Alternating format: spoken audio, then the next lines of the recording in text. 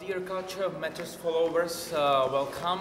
And at the beginning, let me thank to the organizers of this wonderful festival to have such a wonderful opportunity to be here and for preparing this wonderful conference and mainly for having the opportunity to talk with you, with Vallejo Gatner. That's correct. The pronunciation was correct. All your achievements and all the places and organization, all your projects you find below this video. So welcome again. And I really loved your presentation about the creativity. In my eyes, it's one of the most quoted notion of today's world. What's the role of creativity in today's society in your eyes? Well, I think we see ourselves living in a moment where creativity has become a value that is taken in government contexts, in corporate contexts, in every field. We're supposed to bring some kind of creativity. It's the highest new value. There's a conversation that happens often, I think, in artistic circles more about that's a kind of neoliberal idea that then is commodified and brought into a capitalistic kind of system and monetized, would be the term. I think the interesting tension that I was trying to articulate is that in my experience, the notion of creativity now, it often excludes artistic practice and the artist as someone who is engaged kind of comprehensively in the creative act as their profession. We've made the ability to create very democratic with our smartphones and our online galleries and everything else. We're all photographers, it's the easiest example. Or how we create our identity with social media and so on and so on.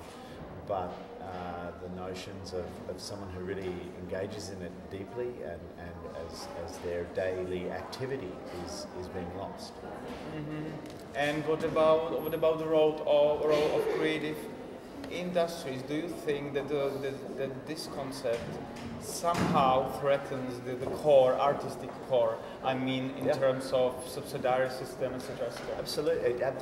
Look, it threatens it. I think it undermines it in many ways, not deliberately necessarily, not as an ideological point, but just because it's become much more diffuse in the boundaries between who is an artist and who is not an artist. We saw another presentation just then about participatory work and the fact that who is the performer is becoming ambiguous and unclear. Downstairs we see a work by Crew where the performer is the object, is the audience, and it's with many artists we can see similar kind of ideas.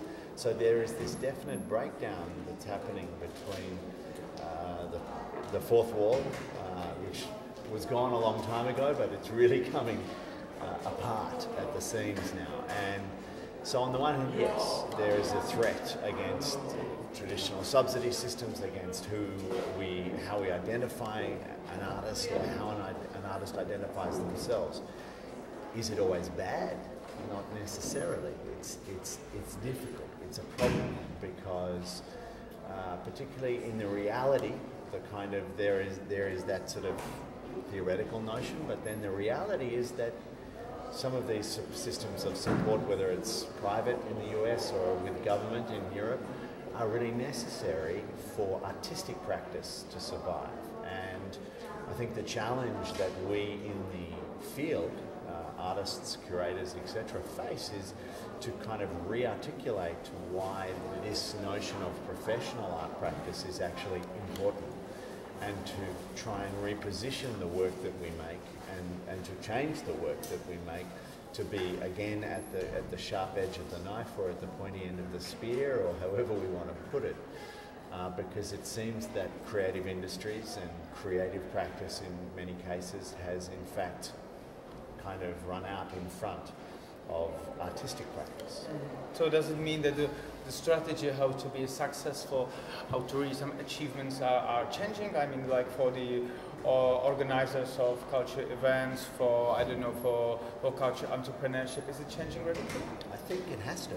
I mean, it has to as a matter of survival, but I think not just survival, we shouldn't make it a zero-sum game like that. I think actually it can be a very positive action that, yes, we need to change. And the artistic practice and the notion of what it is to present work, it has always evolved. I mean, it's evolved from being really purely articulations of community, religious, ritualistic kind of things into, you know, very formal kind of models of how things were done for patrons and so on, and into then a post-war, I mean, skipping thousands of stages, but you know, thinking about even festivals in the last 70 or 80 years, thinking about the Edinburgh or Avignon festivals, these ones that were created in the 40s and 50s as post-war kind of European reunification, reconstruction projects that were supposed to facilitate cultural exchange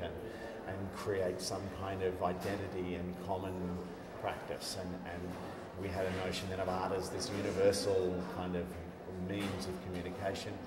I'm not sure we have that anymore. I think we're finding much more localized concepts of festivals and ways that festivals now are supposed to be engaging with audiences in much more participatory ways and somehow trying to constantly find this new way or more interesting ways or ways that are more meaningful for an audience to actually engage in a work. So it's not just about receiving and being changed by, but it's also changing. You know, so the audience is an active participant in changing the object on stage. I mean, I think we've, for a long time, understood that we create the work by receiving it as an audience member. Obviously, every artwork, whether it's theatre or painting or anything else, is different for every single person. But to also be changing the painting, to be changing the play, to be changing the dance, this is kind of really where things are going. So I don't have a problem with the fact that how we engage an audience or how we conceive of our own roles must change. But I think we've been too slow to change. What would be, last question, what would be your advice and practically how to succeed? Is it that way that you have just mentioned, like to be local and to engage public, the audience, or is there any like simple advice how to prepare, create like well-functioning organization or event or festival or I mean, anything that you would say that would be, well, do this or do that, it's wrong tomorrow.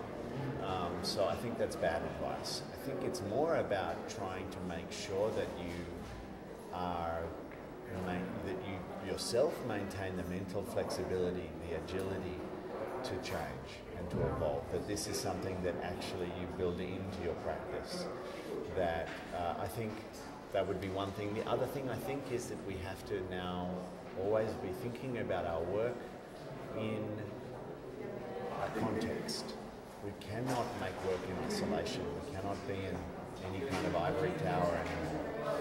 You know, we need to be thinking about what's its relationship to economics, to history, to science, to mathematics, to biology, to research in other fields, and we have to be kind of incorporating those ideas into how we construct the work. Because I think work that's just made in reference to other work, that is art that is made in reference to other art or for yourself, it cannot survive anymore. Okay, great. Thank you for joining us and good luck with all your projects. Thank you so much. A příště zase na viděnou, těšíme se.